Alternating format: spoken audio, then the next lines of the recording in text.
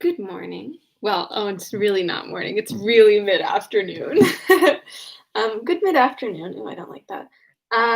Today I have been spending my morning and mid-afternoon baking and listening to the Princess Diarist, Carrie Fisher's memoirs of filming at least the first Star Wars films film. And it's a lot about, well, not a lot, but basically what I've been listening to today is like about the affair that she and Harrison Ford had. So far, to my knowledge, just on the first movie, which is like cool information for the fans. But it's just really cool to see, like, I mean, if you know me, like, you know that Princess Leia means a lot to me.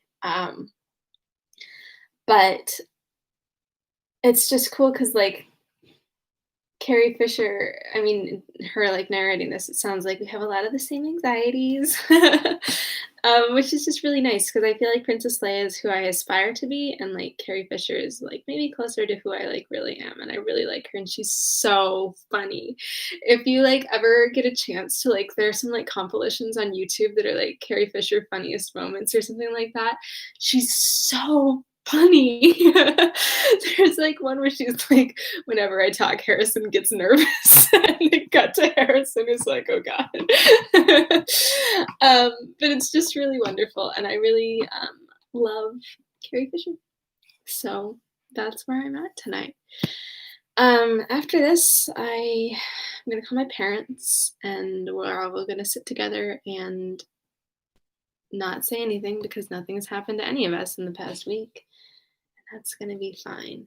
Um, Anyways, let's get into our reading. Today's Sunday. That's unfortunate. I start school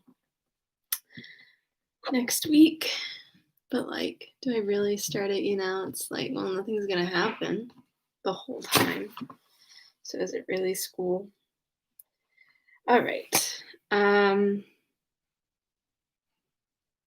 Sorry, I just started reading the beginning, not the beginning, the little, like, blurb of, like, who is Jane Austen? I'm gonna cut my hair again. It's gonna be a disaster. Okay, what happened yesterday in Northanger Abbey? So yesterday, Catherine gets up. She spent the whole night wigged out because she's like, oh my God, what is this gonna be? What is this letter gonna have said? And she gets up and she's like, oh my God. And she starts to read it and she realizes, like, it's a laundry list. And she's like, oh my God. I just spent all night freaked out over a laundry list. Great. So she goes down to breakfast and General Tilney is like, let's go look at the grounds. And Catherine's like, do we have to go together? And they end up going together, and not Isabella, I always want to say, but it's just like Miss Tilney. Miss Tilney comes too. They look at the grounds, and eventually, like, is Eleanor, hello. Well, he's just, like, super overbearing. And, like, I'm also, the weird vibes are, like, first I was like, oh my God, she's gonna get with the dad. But I think we're safe from that. Because Jane seems to think that he's weird as well. The way that he was first described, I was like, oh no, are we in another Colonel Brandon situation? But I don't think we are. So they're on this walk, and Miss Tilney's like, let's go this way. And the dad's like, oh no, thanks. I don't really want to go that way. And Catherine's like, thank God, let's go. And so they go on this walk, and Isabella, like, damn. And Miss Tilney talks about her mother, like, a little bit, and is like, yeah, it was really hard. I wish I had a mom. Like, it's, like, tough because, like, everybody leaves the house, and then I'm just here alone for a while. And Catherine's like, tell me more. I want to know more about this dead mother of yours. And Eleanor's like, I'm not picking up on how weird this is, but okay. But anyways, she's like, so where does your mother's portrait hang? Because Catherine is convinced that she's in a Gothic novel. And Isabella's like, well, like, my dad didn't want it in his room, so it's in mine now." And Catherine's like, "How strange. He didn't want it in his room. What can we surmise from this?" Um, and so Catherine's like, "Okay, I get it. I get it. I get it. Won't go on the walk that his wife loved. Won't hang the portrait in his room. He's the worst man I've ever seen. He never loved his wife. His wife was miserable the whole time she was with him." And I'm like, "Honey, that's grief. That's grief." um, so basically, Catherine is like convinced that like the dad is awful and just like doesn't want to hang out with him, which is like, I also don't usually want to hang out with my friends' dads, though I'm not opposed to it. Um, but they get off the path, and he's there like waiting off the path, and he's like, "Okay, cool. So we're gonna go back inside, and then I'll show you all the house." And she's like, "Damn it, I wanted to do that on my own, but okay, it's fine. I will not reject your hospitality." So let's do this. Let us see what happens. Northanger Abbey, Volume 2, Chapter 8. An hour passed away before the general came in, spent on the part of his young... Thank you. It's a dress. It's even better. Here, I'll show you. Thank you. Ta-da! Wait, the light was weird. How do I... Ta-da! The light is still weird. It's a good dress. I was like, I don't want to put on pants today. So a dress was the solution. And I encourage all to follow that. Okay. Okay. An hour passed away before the general came in, spent on the part of his young guest, in no favorable consideration of his character. This lengthened absence, these solitary rambles, did not speak a mind at ease, or a conscience void of reproach. At length he appeared, and whatever might have been the gloom of his meditations, he could still smile with them. Miss Tilney, understanding in part her friend's curiosity to see the house, soon revived the subject, and her father being, contrary to Catherine's expectations, unprovided with any pretense for further delay, beyond that of stopping 5 minutes to order refreshments to be in the room by their return, was at last ready to escort them. They set forward, and, with a grandeur of air, a dignified step which caught the eye, but could not shake the doubts of the well-read Catherine, he led the way across the hall, through the common drawing-room and one useless antechamber, into a room magnificent both in size and furniture, the real drawing-room, used only with company of consequence. It was very noble, very grand, very charming. Was all that Catherine had to say, for her indiscriminating eyes scarcely discerned the color of the satin, and all the minuteness of praise, all praise that had much meaning, was supplied by the fact that I just got the page. There we go. By the general. The costliness or elegance of any room's fittings could be nothing to her. She cared for no furniture of a more modern date than the 15th century. When the general had satisfied his own curiosity in a close examination of every well-known ornament, they proceeded into the library, an apartment in its way of equal magnificence, exhibiting a collection of books on which a humble man might have looked with pride. Yep. Catherine heard, admired, and wondered with more genuine feeling than before, gathered all that she could from this storehouse of knowledge by running over the titles of a half shelf, and was ready to proceed. But suites of apartments did not spring up with her wishes. Large was the building. She had already visited the greatest part, though, on being told that, with the addition of the kitchen, the 6 or 7 rooms she had now seen surrounded 3 sides of the court, she could scarcely believe it or overcome the suspicion of there being many chambers secreted. It was some relief, however, that they were to return to the rooms in common use by passing through a few of the less importance. Looking into the court, which with occasional passages, not wholly unintricate, connected the different sides, and she was further soothed in her progress by being told that she was treading on what had once been a cloister, having traces of cells pointed out and observing several doors that were neither opened nor explained to her. By finding herself successively in a billiard room and in the general's private apartment, without comprehending their connection or being able to turn aright when she left them, and lastly by passing through a dark little room owning Henry's authority and strewed with his litter of books, guns, and greatcoats. From the dining room of which, though already seen and always to be seen at 5 o'clock, the general could not forego the pleasure of pacing out the length for the more certain information of Miss Morland as to what she neither doubted nor cared for. They proceeded by quick communication to the kitchen, the ancient kitchen of the convent, rich in the massy walls and smoke of former days, and in the stove and hot closets of the present. The general's improving hand had not loitered here. Every modern invention to facilitate the labor of the cooks had been adopted within their spacious their spacious theatre, and when the genius of others had failed, his own had often produced the perfection wanted. His endowments of this spot alone might at any time have placed him high among the benefactors of the convent. This is like the number one chapter for Dane to be here. This is like house talk to the extreme. What is he up to? What does he think he's doing? Oh God, where was I? With the walls of the kitchen ended all the antiquity of the Abbey.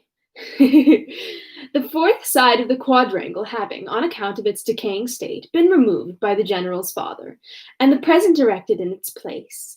All that was venerable ceased here. The new building was not only new, but declared itself to be so, intended only for offices and enclosed behind by stable yards. No uniformity of architecture had been thought necessary. Catherine could have raved at the hand who had swept away what must have been beyond the value of all the rest, for the purposes of mere domestic economy, and would willingly have spared the mortification of a walk through scenes so fallen, had the general allowed it. But if he had a vanity, it was in the arrangement of his offices, and as he was convinced that, to a mind like Miss Morland's, a view of the accommodations and comforts by which the labors of her inferiors were softened must always be gratifying, he should make no apology for leading her on. They took a slight survey of all, and Catherine was impressed beyond her expectation by their multiplicity and their convenience.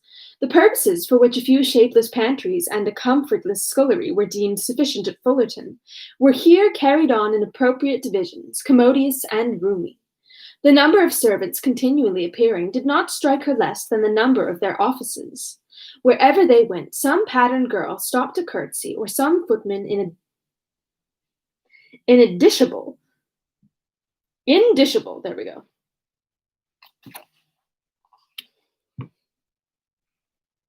Dishable. I am dishable. There's like, it's indishabile, maybe? Who knows? Yet this was an abbey.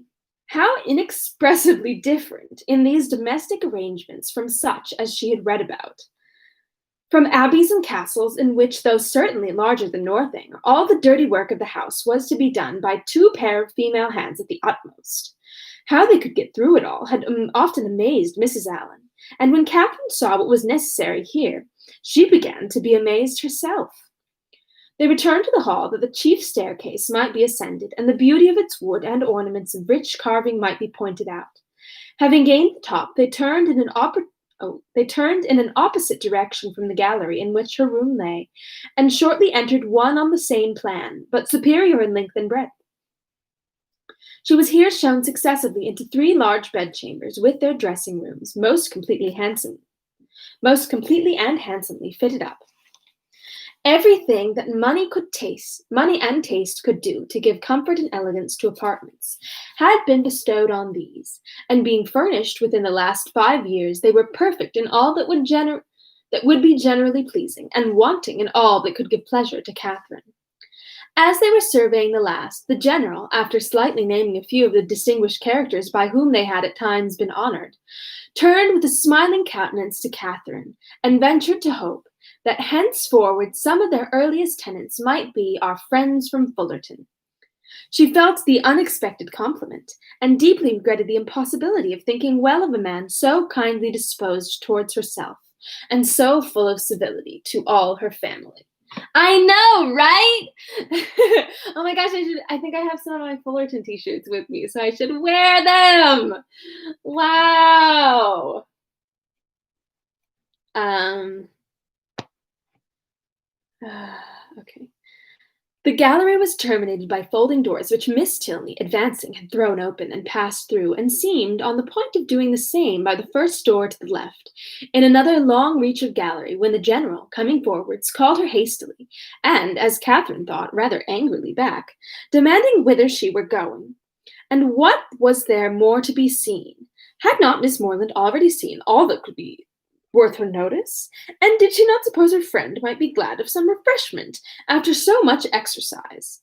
Miss Tilney drew back directly, and the heavy doors were closed upon the mortified Catherine, who, having seen in a momentary glance beyond them a narrower passage, more numerous openings, and symptoms of a winding staircase, believed herself at last within reach of something worth her notice, and felt, as she unwillingly paced back the gallery, that she would rather be allowed to examine that end of the house than see all the finery of the rest. The General's evident desire of preventing such an examination was an additional stimulant. Something was certainly to be concealed. Her fancy, though it had trespassed lately once or twice, could not mislead her here. And what that something was, a short sentence of Miss Tilney's as they followed the General at some distance down the stairs seemed to point out. "He was going to take you into what was my mother's room, the room in which she died," were all her words, but few as they were, they conveyed pages of intelligence to Catherine. It's grief. um, it was no wonder that the General should shrink from the sight of such objects as that room must contain, a room in all probability never entered by him since the dreadful scene had passed which released his suffering wife and left him to the stings of conscience. She ventured, when next alone with Eleanor, to express her wish of being permitted to see it, as well as the rest of that side of the house, and Eleanor promised to attend her there whenever they should have a convenient hour. Catherine understood her. The General must be watched from home before that room could be entered.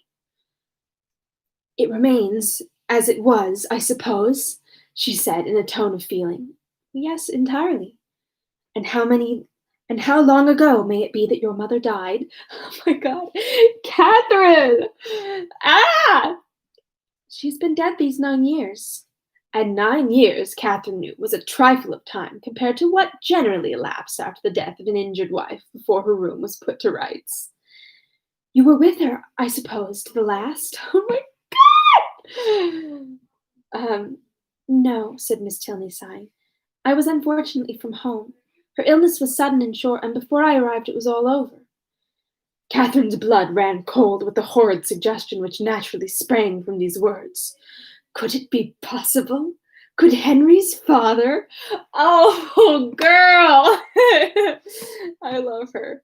And yet, how many were the examples to justify even the blackest suspicions?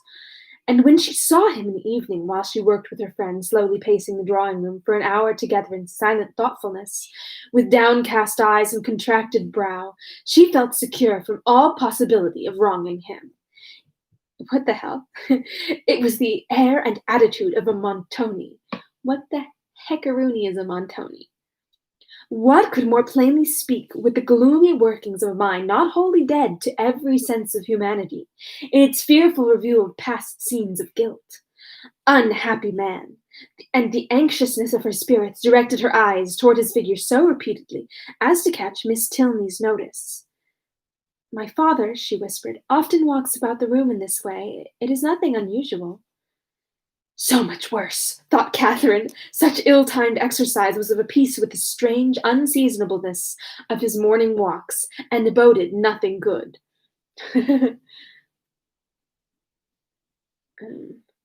After an evening, the little variety and seeming length of which made her peculiarly sensible of Henry's importance among them, she was heartily glad to be dismissed, though it was a look from the General, not designed for her observation, which sent his daughter to the bell. When the butler would have lit his master's candle, however, he was forbidden. The latter was not going to retire. "I have many pamphlets to finish," said he to Catherine, before I can close my eyes, and perhaps I may be poring over the affairs of the nation for hours after you are asleep. Can either of us be more meetly employed? My eyes will be blinding for the good of others, and yours preparing by rest for future mischief. But neither the business alleged nor the magnificent compliment could win Catherine from thinking that some very different object must occasion so serious a delay of proper repose. To be kept up for hours after the family were in bed by stupid pamphlets was not very likely. There must be some deeper cause. Something was to be done, which could be done only when the household asleep. And the probability that Mrs. Tilney yet lived, shut up for causes unknown, and receiving from the pitiless hands of her husband a nightly supply of coarse food, was the conclusion which necessarily followed. Oh my God! Shocking as was the idea, it was at least better than a death unfairly hastened, as, in the natural course of things, she must ere long be released. The suddenness of her reputed illness, the absence of her daughter, and probability of her other children at the time, all favored the supposition of her imprisonment. Its origin, jealousy perhaps, or wanton cruelty, was yet to be unraveled. Oh my God, girl. Oh my God. Did you not learn from the 2 incidents of the chest? In revolving these matters while she undressed, it suddenly struck her as not unlikely that she might that morning have passed near the very spot of this unfortunate woman's confinement, might have been within a few paces of the cell in which she languished out her days. For what part of the Abbey could be more fitted for the purpose than that which yet bore the traces of monastic division? In the high arched passage paved with stone, which already she had trodden with peculiar awe, she well remembered the doors of which the general had given no account. To what might not these doors lead? In support of the plausibility of this conjecture, it further occurred to her that the forbidden gallery in which lay the apartments of the unfortunate Mrs. Tilney must be, as certainly as her memory could guide her, exactly over this suspected range of cells, and the staircase by the side of those apartments of which she had caught a transient glimpse, communicating by some secret means with those cells, might well have favored the barbarous proceedings of her husband. Down that staircase she had perhaps been conveyed in a state of well-prepared insensibility. Catherine sometimes started at the boldness of her own surmises, and sometimes hoped or feared that she had gone too far, but they were supported by such appearances as made their dismissal impossible. The side of the quadrangle in which she supposed the guilty seemed to be acting being, according to her belief, just opposite her own, it struck her that, if judiciously watched, some rays of light from the general's lamp might glimmer through the lower windows as he passed to the prison of his wife. And twice before she stepped into bed, she stole gently from her room to the corresponding window in the gallery to see if it appeared. But all abroad was dark, and it must yet be too early. The various ascending noises convinced her that the servants must still be up. Till midnight she supposed it would be in vain to watch, but then, when the clock had struck 12 and all was quiet, she would, if not quite appalled by darkness, steal out and look once more. The clock struck 12, and Catherine had been half an hour asleep. And that is the end of that chapter. I'm really, really excited to see Felicity Jones do this role because I saw the trailer and I saw some images from it, and she's got this great doughy-eyed oh my God, what's happening look to her, and I'm just really thrilled to see how she does with it. So here's to Felicity Jones and watching her in that role. Excuse me. Okay, this morning I made some plum muffins, and now I guess I'll probably answer emails for half an hour. Oh, I don't want to do that. I also want to say, on the cover of this, there's a little dog, and I just want to say, I've seen no little dogs in this. There he is. Where is the dog, Jane? Send in the hounds.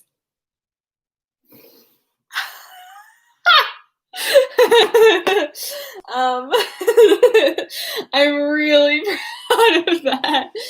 It's the Stephen Sondheim's version of Send in no wait of Who Let the Dogs Out is Send in the Hounds. I'm really thrilled by that. That's gonna be my my quote for today. All right. It's all you, Shiv. You inspire my genius. I will be in tomorrow. Tomorrow is Monday at 3. Oh, tomorrow's Monday. Oh, oh, I don't want it to be Monday. I don't want school to start because I'm just so unexcited about it and unenthused about this next year. Okay, it's great. I'm great. I too sing America. And only in America. Okay. I will see you all later. Thanks for tuning in. I always enjoy this. And I will see you all soon. Okie doke. And goodbye. Have a good time. Good day. Bye.